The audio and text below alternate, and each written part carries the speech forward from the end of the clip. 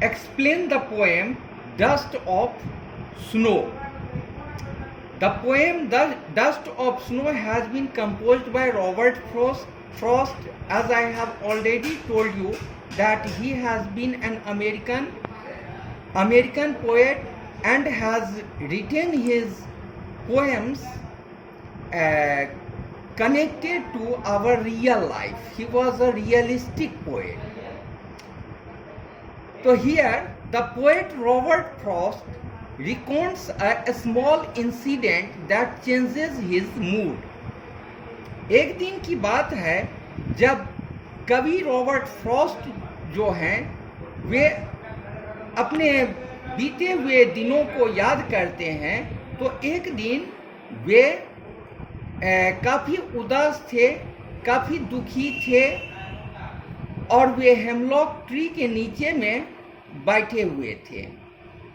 तो वहाँ पर कौवा जो बैठा हुआ है उस पेड़ के ऊपर, उसके किसी हरकत की वजह से वह पेड़ हिल गया और उस पर जमा हुआ जो आइस था वह उनके ऊपर में गिर पड़ा, जिससे कि उनका मूड चेंज हो गया, बदल गया। It seems very simple but it has a great significance. यह लगता तो है यह पोएम बहुत ही सिंपल प्रतीत होता है, लेकिन इसका महत्व हमारे जीवन में बहुत ज़्यादा है। The poet was once very depressed and hopeless. एक बार कवि काफ़ी दुखी थे और काफ़ी निराश थे। He was in a state of sorrow and was lost in his thought. और वे अपने विचारों में खोए हुए थे, अपने दुखी अवस्था में। तो he was standing under the hemlock tree. उसी टाइम में वे हेमलॉक ट्री के नीचे में बैठे हुए थे या वहाँ पर वे खड़े थे। तो suddenly a crow that was sitting on the tree shook the tree and the fine particles of snow from the tree fell on the poet. तो उसी समय में एकाएक क्रो जो कि उस पेड़ पर बैठा हुआ था उस पेड़ को हिला दिया और the fine particles of snow, और उस पेड़ के हिलने की वजह से स्नो का जो पार्टिकल्स था वह उनके ऊपर में गिर पड़ा। तो when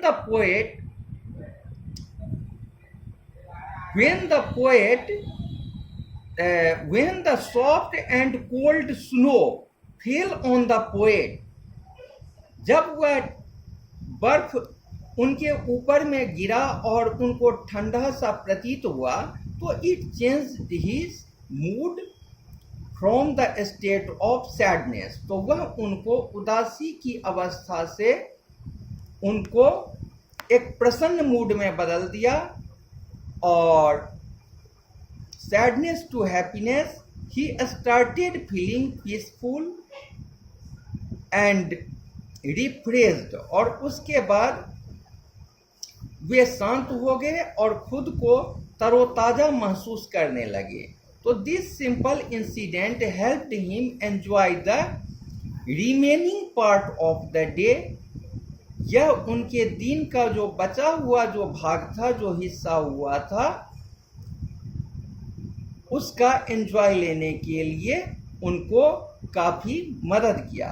तो he thus became happy as it saved his rest of